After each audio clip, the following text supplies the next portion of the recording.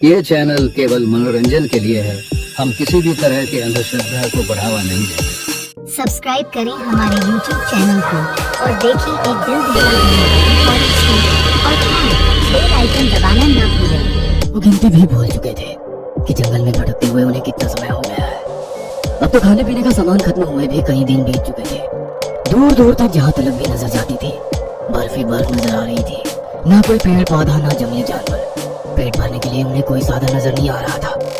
पेट की भूख बर्दाश्त से बाहर होती जा रही थी। पैर में चोट लग जाने के कारण 5 लोगों के ग्रुप से जॉर्जिया पीछे छूट गई थी। भूख प्यास से सभी इतने बेहाल थे कि किसी को पता ही नहीं चला कि कब जॉर्जिया ग्रुप से पीछे रह गई।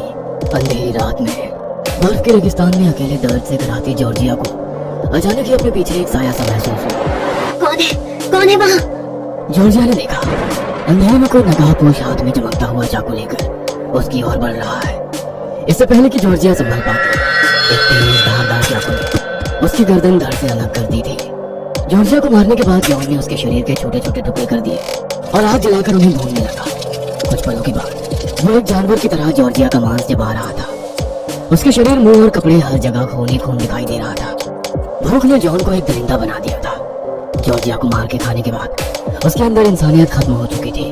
उसके भीतर के जानवर के मुंह में खून लग चुका था। अपनी भूख मिटाने के लिए एक एक करके उसने अपने ही 3 साथियों को मारकर खा लिया था। अब उसके पास चौथा और आखिरी शिकार बचा था, वो था रॉनी। गहरी काली रात थी, क्षितिज चांद में चमक रहा था। बर्फ के ढेर पर निठाल सा बैठा जॉन भूख से बिलबिला रहा था। अचानक ही अपना चाकू उठाकर वो रॉनी की ओर बढ़ गया। चाकू रॉनी के हाथ पर लगा और उसका हाथ कटकर दूर जा गिरा। ये क्या कर रहे हो जॉन? इसका मतलब तुमने पूरे ग्रुप को मार डाला है। लेकिन क्यों? मैं पूछता हूँ, क्या मिला तुम्हें सबको मारकर? क्या मिला? खाना मिला। मार कर खा गया मैं सबको। तुम तो वैसे भी भूख से मरने ही वाले हो। मेरे काम आ जाओगे तो क्या बिगड़ जाएगा? क्या कहा? जी, तुमने सबको मारकर खा लिया? और कैसे हो जॉन? अपने दोस्तों को खाने वाले जानवर, तुम्हारी भूख कभी नहीं मिटेगी। तुम एक भूखे कमजोर जानवर बनकर यूं ही इस बर्फ में सड़ते रहोगे। हमें खाने में बहुत मजा आ रहा है ना? तुम्हारे शरीर को सैकड़ों कीड़े हर पल खाएंगे। न जी पाओगे, न मर पाओगे, बस सड़ते रहोगे यूं ही। रॉनी की बात सुनकर जॉन को गुस्सा आ गया और उसने चाकू को सीधा उसके सीने में उतार दिया। रॉनी एक भयानक चीख के साथ जमीन पर जा गिरा। जॉन को अपने दोस्तों को मारने का कोई अफसोस नहीं था। जंगली जानवर की तरह उसने रॉनी के शरीर को भी कुछ ही मिनटों में फाड़कर टुकड़े टुकड़े कर दिया था। न जाने ये रॉनी के श्राप का असर था या जॉन के अंदर के जानवर का वहशीपन कि आज जॉन ने मांस को भुने बिना ही यूं ही कच्चा खाना शुरू कर दिया।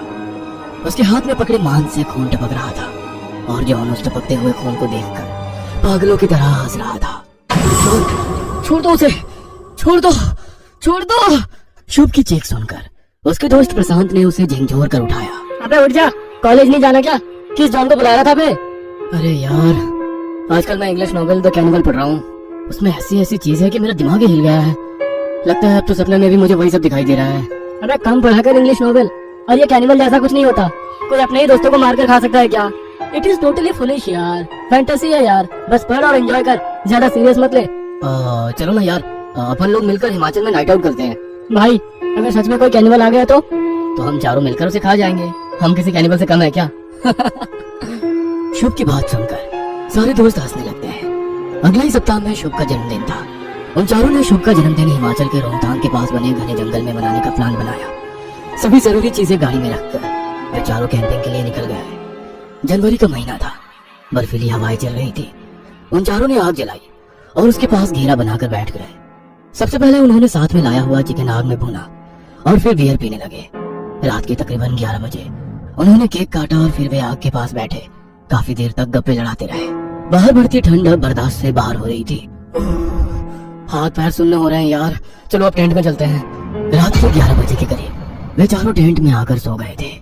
शुभ और कुणाल एक टेंट में थे और प्रशांत और ऋषभ अलग टेंट में।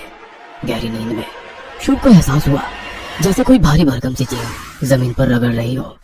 उसने धीरे से आंख खोली तो उसे अपने टेंट के बाहर कोई आकृति हिलती हुई दिखाई दी। कुणाल उठ यार, देख कुछ है हमारे टेंट के बाहर।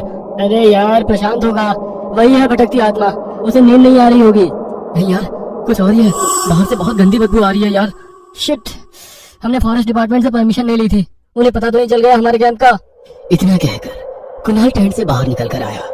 शुभ, यार कोई भी नहीं है यहाँ तो, कोई जंगली जानवर रहा होगा, भाग गया लगता है, चलो सो जाते हैं। टेंट की तरफ लौटते हुए शुभ ने देखा बर्फ में नीचे लगभग 1.5 फीट लंबे पैरों के निशान बने हुए थे। वो कुछ समझ नहीं पा रहा था। कुणाल और शिव वापस अपने टेंट में आकर लेट जाते हैं। कुछ देर बीतने के बाद प्रशांत की आंख खुलती है। ऋषभ, तू टेंट में ही रहना, लगता है कोई जानवर है आसपास, मैं देखता हूँ। अपनी पिस्टल संभालता हुआ प्रशांत टेंट से बाहर आ गया। बाहर आकर उसने देखा कोई आकृति तेजी से टेंट से दूसरी तरफ भाग रही है। कौन है? कौन है वहाँ? रुक जाओ। प्रशांत की आवाज सुनकर शुभ भी अपने टेंट से बाहर निकल आया। सामने देखा तो ऋषभ भी परेशान सा खड़ा नजर आया। क्या हुआ ऋषभ, कहाँ है प्रशांत? यार पता नहीं, कुछ था वहाँ, कुछ 10-12 फीट ऊंचा उस तरफ भागा तो प्रशांत भी उसके पीछे पीछे दौड़ गया। भाई मुझे तो डर लग रहा है। डर क्यों रहा है यार, जानवर आग के पास नहीं आते, चल आग जलाते हैं। भाई जानवर नहीं था वो, कोई जानवर 12 फीट होता है क्या? 2 पैर पर चलने वाला 12 फीट का कोई राक्षस था वो। तेरी उतरी नहीं है क्या? मैं सच बोल रहा हूँ यार, कुछ है वहाँ। यार प्रशांत कहाँ गया अब, यहाँ अकेला रहना सेफ नहीं है। अच्छा चल दोनों साथ में चलते हैं। मैं नहीं आ रहा यार, मुझे बहुत डर लग रहा है, मैं अपने टेंट में ही रहूंगा। भाई पहले प्रशांत को ढूंढते हैं फिर निकलते हैं यहाँ से। प्रशांत, प्रशांत तू है कहाँ यार? प्रशांत। शुभ प्रशांत को आवाज लगाता हुआ जंगल में आगे बढ़ रहा था, तभी उसे एक पेड़ के पीछे प्रशांत दिखाई देता है। कहाँ चला गया था यार, तूने तो जान निकाल दी। प्रशांत शुभ को इशारे से एक तरफ उंगली दिखाकर चुप रहने को कहता है। शुभ जैसे ही पलट कर देखता है उसके पाँव के नीचे से जमीन निकल जाती है। ऋषभ के ठीक सामने एक पेड़ जितनी लंबाई का कोई जीव खड़ा था। उसका शरीर गंदा और बदबूदार था, शरीर जैसे हड्डियों का ढांचा था, जगह जगह शरीर का मांस सड़ रहा था और सैकड़ों कीड़े उसके शरीर पर रेंग रहे थे। उसकी आंखें किसी बल्ब की तरह चमक रही थी और वो खड़ा किसी जानवर की तरह गुर्रा रहा था। उसे देखकर ऋषभ लड़खड़ा कर नीचे गिर पड़ता है।